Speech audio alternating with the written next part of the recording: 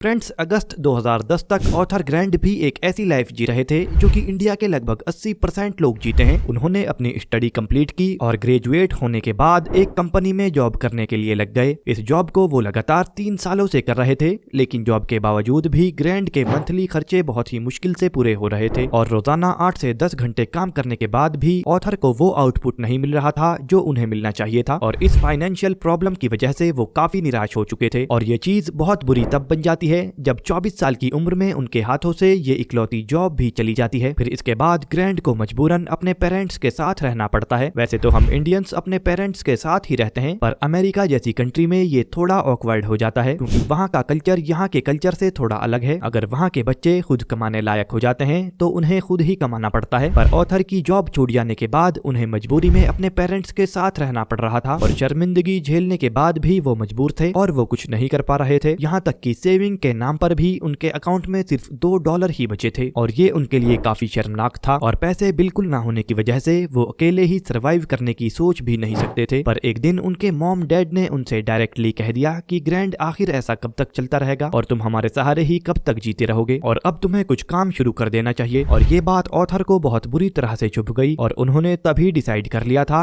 कि बस अब बहुत हो गया, मैं 30 साल की एज से पहले ही फाइनेंशियली फ्री होकर दिखाऊंगा, भले ही मुझे इसके लिए कितनी भी मेहनत क्यों ना करनी पड़ जाए। इसके बाद ऑथर ने खुद को फाइनेंशियली ट्रेन करना शुरू कर दिया। उन्होंने फाइनेंस रिलेटेड बहुत सारी बुक्स पढ़ी और जो कुछ भी उन्होंने उन किताबों से सीखा उस सारी जानकारी को मिलाकर अपनी लाइफ में इम्प्लीमेंट वो करने लगे। सबसे पहले जैसे तैसे करके उन्होंने एक फुल टाइम जॉब पकड़ी और इसी के साथ उन्होंने साइड हसल में 2 बिजनेस भी स्टार्ट कर दिए। और शुरुआत में उन्हें ये सब मैनेज करना बहुत ही चैलेंजिंग लग रहा था, जो कि बेसिकली किसी को भी लग सकता है क्योंकि 3 अलग अलग कामों को मैनेज कर पाना काफी मुश्किल हो जाता है। और इन सभी प्रॉब्लम्स को झेलने के बाद जैसे तैसे करके फाइनली वो 30 साल की एज तक फाइनेंशियली फ्री बन गए। फ्रेंड्स, अब उनके पास सेविंग के नाम पर $1 मिलियन थे और उनके लिए ये सब कर पाना आसान नहीं था। इसीलिए ऑथर ने अपने एक्सपीरियंस पर एक बुक लिखी है जिसमें उन्होंने बताया कि कैसे उन्होंने 30 साल की उम्र तक फाइनेंशियल फ्रीडम हासिल की, क्या क्या प्रॉब्लम्स उनको झेलनी पड़ी और किन किन सिचुएशन से होकर उन्हें गुजरना पड़ा। ये सारी बातें आज की इस वीडियो में हम आपको इस वीडियो के माध्यम से पॉइंट टू पॉइंट बताने वाले हैं और आपको ये भी बताएंगे कि कैसे इन सब बातों को आपको इम्प्लीमेंट करके अपनी लाइफ में फाइनेंशियल फ्रीडम हासिल आप कर सकते हैं। तो चलिए शुरू करते हैं। फ्रेंड्स, फाइनेंशियली फ्री होने के लिए लोगों को 7 अलग अलग स्टेजेस से होकर गुजरना पड़ता है, जिसमें से पहली स्टेज है क्लैरिटी, जिसमें आप अभी की सिचुएशन के अकॉर्डिंग ये पता करो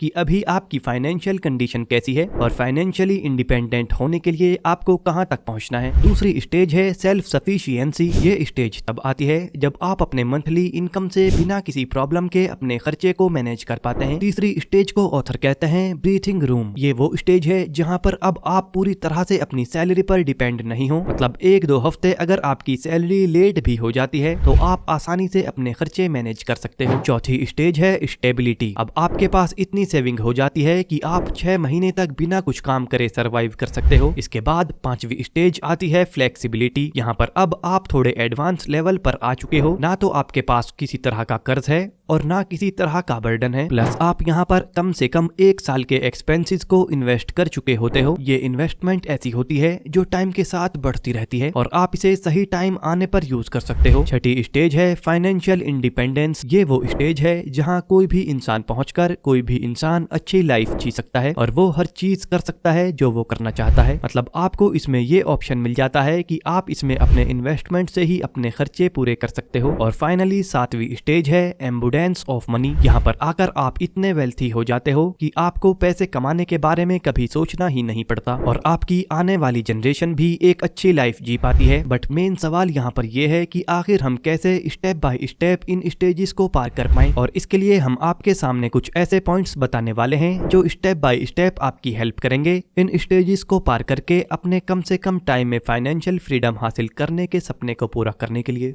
और फ्रेंड्स, एक जरूरी बात यह है कि हो सकता है कि इसमें आपको थोड़ा सा माइंड लगाना पड़े, इसीलिए पेशेंस रखकर पूरे फोकस के साथ एक एक बात को ध्यान से सुने क्योंकि हो सकता है यहाँ से आपको नया सीखने को मिले। ओके, तो पहला पॉइंट है decide how much money you need. Author जब 30 साल के थे तो उस वक्त वो अपनी मेहनत से $1 मिलियन कमा चुके थे, जो उनकी नजरों में भी एक बहुत बड़ा अमाउंट था, पर ये अमाउंट इतना भी बड़ा नहीं था कि वो इस अमाउंट के साथ अपनी पूरी जिंदगी काट दें। फिर उन्होंने ये डिसाइड किया कि वो अपने पैसों को स्टॉक में इन्वेस्ट करेंगे, जहाँ पर पर उन्हें इतने पैसों पर अच्छा खासा रिटर्न मिल जाएगा, जो कि उन्होंने ये सोचने के अगले दिन ही कर दिए। अब यहाँ पर उन्हें उनके $1 मिलियन पर 8% का इंटरेस्ट मिल रहा था, मतलब उनके $1 मिलियन उन्हें 80,000 रुपए सालाना का प्रॉफिट करवा रहे थे, जो कि उनकी मर्जी के मुताबिक लाइफ जीने के लिए काफी था। पर ग्रैंड ने जितना उनको जरूरत थी उतना ही पैसा खर्च किया। उनके लिए उस प्रॉफिट का 4% ही काफी था, यानी कि सिर्फ $40,000, और बाकी बचे पैसे वे फिर से इन्वेस्ट करते रहते थे, जिससे ये हुआ कि ग्रैंड $1 मिलियन के साथ साथ दोबारा से इन्वेस्ट किया हुआ प्रॉफिट भी उनको और प्रॉफिट बनाकर दे रहा था, जिसकी वजह से वो बिना कुछ किए हुए ही अपनी वेल्थ को कंटिन्यूअसली इंक्रीज करते जा रहे थे। अब मैं आपको ये बताता हूँ कि आप इस फॉर्मूले का खुद से यूज कैसे कर सकते हैं। ये पता करने के लिए एग्जैक्टली आपको कितना अमाउंट की जरूरत है फाइनेंशियली फ्री होने के लिए, ये पता होना आपको जरूरी है। आपको अपने सालाना एक्सपेंसेस को कैलकुलेट करना होगा और फिर आपको उसको मल्टीप्लाई करना होगा 25 से। मान लेते हैं आपका सालाना खर्च 2 लाख रुपए है। अगर आप इसको 25 से मल्टीप्लाई करेंगे तो टोटल निकल कर आएगा 50 लाख, मतलब 50 लाख रुपए आपको चाहिए होंगे फाइनेंशियली फ्री बनने के लिए, जिसको स्टॉक मार्केट में इन्वेस्ट करके आप हर साल 2 लाख रुपए बिना कुछ किए ही कमा सकते हैं, क्योंकि इंडिया में स्टॉक मार्केट में मिनिमम 7 से 8% का इंटरेस्ट मिल ही जाता है। लेकिन अगर आपको शेयर मार्केट की कोई भी नॉलेज नहीं है और आप चाहते हैं कि आपको इस पर बिल्कुल जीरो लेवल से मैं बताऊं, तो कमेंट करके मुझे आप बता सकते हैं, मैं इस पर एक वीडियो बना दूंगा। नंबर 2,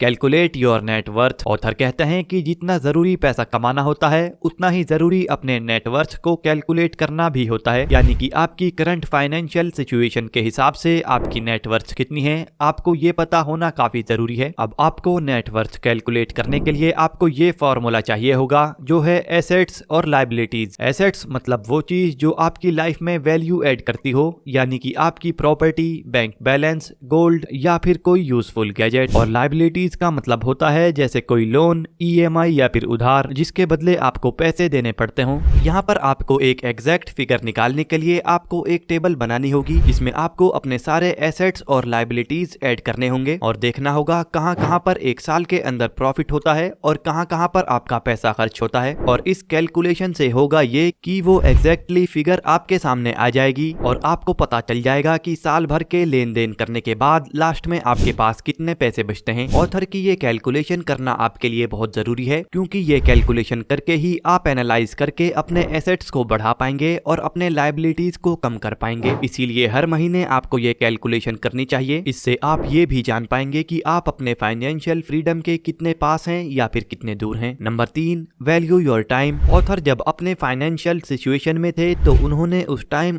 एक बात पर गौर किया। वो कभी कभी एक्साइटमेंट में आकर कुछ ऐसी चीजें खरीद लेते थे जिसमें उनकी 50% सैलरी और कभी कभी तो 80% तक सैलरी चली जाती थी, और बहुत सी बार वो इस बात पर ध्यान भी नहीं देते थे। और यही रीजन था कि हर महीने के आखिरी तक उनकी सैलरी पूरी तरह से खत्म हो जाती थी और उनके पास कुछ भी नहीं बचता था। और ये गलती हमसे ना हो जाए, इसीलिए ऑथर कहते हैं अगर आपको ऐसा प्रोडक्ट खरीदना है जो आपको पसंद तो आ जाए, और उसे खरीदने से पहले आपको मन में ये सोचना चाहिए कि इस प्रोडक्ट की प्राइस कितनी है, उतने पैसे कमाने में कितने दिन मुझको लगेंगे और कितने हफ्ते लग जाएंगे। एग्जाम्पल के तौर पर अगर आपकी मंथली सैलरी 20,000 रुपए है और आप 50,000 रुपए का मोबाइल खरीद रहे हो, तो इसकी आपकी 1 या 2 नहीं बल्कि 2.5 महीने की पूरी सैलरी आपकी इसमें चली जाएगी, यानी पूरे 75 दिनों की कमाई आपकी इसमें चली जाएगी। और इतनी सैलरी दोबारा से आपको कमाने के लिए कितने ज्यादा दिन ऑफिस में दोबारा से काम करना होगा। अब हम आपसे ये नहीं कह रहे हैं कि आपको अपने पसंद की चीजें नहीं खरीदनी चाहिए, दिल खोलकर आप खरीद सकते हैं, पर शर्त यह है कि वो प्रोडक्ट आपकी सैलरी का 20% या मैक्सिमम 30% होना चाहिए, क्योंकि फिर से वही पैसा कमाने के लिए डबल मेहनत आपको करनी पड़ेगी और फिर आपका टाइम भी बच जाएगा। नंबर 4,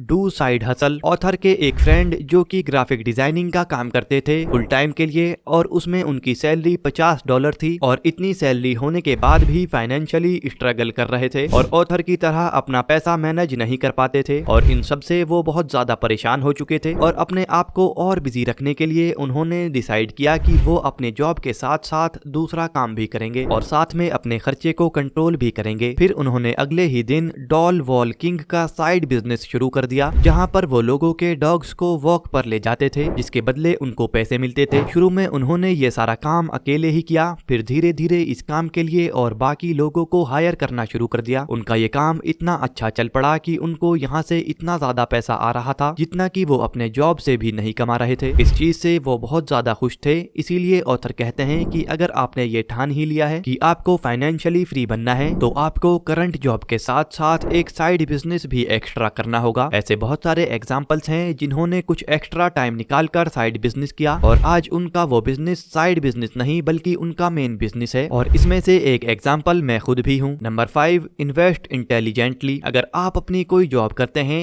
साइड में एक बिजनेस भी करते हैं, तो इन सब से मिलने वाला पैसा आपको फाइनेंशियली स्टेबल बना सकता है, पर फाइनेंशियली फ्री नहीं बना सकता। ऑथर ग्रैंट कहते हैं कि फाइनेंशियली फ्री होने का एक ही सीक्रेट है और वो है इन्वेस्टिंग। इन्वेस्टिंग ही एक ऐसी चीज है जिसकी हेल्प से आप बिना कुछ किए ही अपने पैसों को ग्रो कर सकते हो। और वारन बफेट, जो कि दुनिया के सबसे अमीर इन्वेस्टर्स में से एक हैं, वो कहते हैं कि if you don't find a way to make money while you sleep, you will work until you die. यानी कि अगर आप कोई ऐसा तरीका नहीं ढूंढ पाते जिसमें आप सोते हुए भी पैसा कमा सकें, तो फिर आपको मरते दम तक काम करते रहना पड़ेगा। ऑथर की एडवाइस है कि जितनी जल्दी आप अपने अंदर इन्वेस्टिंग की हैबिट डालोगे, उतना ही जल्दी आप फाइनेंशियली फ्रीडम अचीव कर पाओगे। और ऑथर इन्वेस्टिंग के लिए एक सबसे अच्छा तरीका स्टॉक मार्केट को ही बताते हैं। और पैसिव और लेवरेज इनकम से अगर स्टॉक मार्केट के रिटर्न्स को कंपेयर किया जाए, तो यही एक ऐसा तरीका है जिसमें आपको कुछ करने की जरूरत नहीं होती। पर स्टॉक मार्केट में ये भी एक सच्चाई है कि आपको कोई गारंटी नहीं मिलती कि आपको बताए गए रिटर्न्स मिल ही जाएंगे। और इसका सॉल्यूशन ऑथर हमें ये बताते हैं कि इन्वेस्टिंग सिर्फ आपको एक ही जगह पर नहीं करनी चाहिए। यानी थोड़ी इन्वेस्टिंग आपको एफडी में, थोड़ी बॉन्ड्स में और थोड़ी शेयर मार्केट में, इसके अलावा म्यूचुअल फंड्स में करनी चाहिए, जिससे कि आपके लॉस होने के चांसेस और भी कम हो जाते हैं। फ्रेंड्स, ये सभी बातें हमने आपको ग्रैंट सेबेटियर की बुक फाइनेंशियल फ्रीडम से बताई हैं। अगर आप फाइनेंशियल फ्रीडम से जुड़ी इसी तरह की और वीडियोस भी देखने में इंटरेस्टेड हैं, तो अभी के अभी इस चैनल को सब्सक्राइब आप जरूर कर लें। मिलते हैं आपसे अगली किसी वीडियो में। Bye friends, take care.